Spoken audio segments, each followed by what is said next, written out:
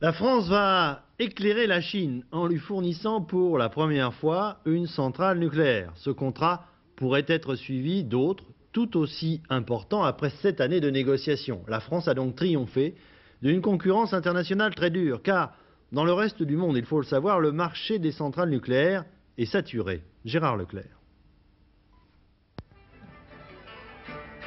Mai 1983, François Mitterrand est en Chine. Entre le canard laqué et le thé au jasmin, on parle beaucoup des centrales nucléaires que la France pourrait construire dans ce pays.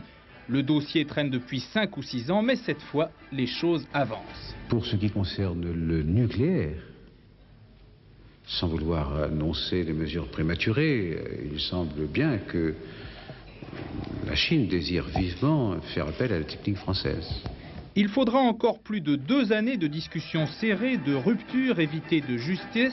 Enfin, la venue cette semaine à Paris du vice-premier ministre chinois, M. Li Peng, pour que l'on aboutisse à un accord de principe sur la construction de la première centrale nucléaire chinoise, 2 réacteurs de 900 MW à Daya Bay, au sud du pays.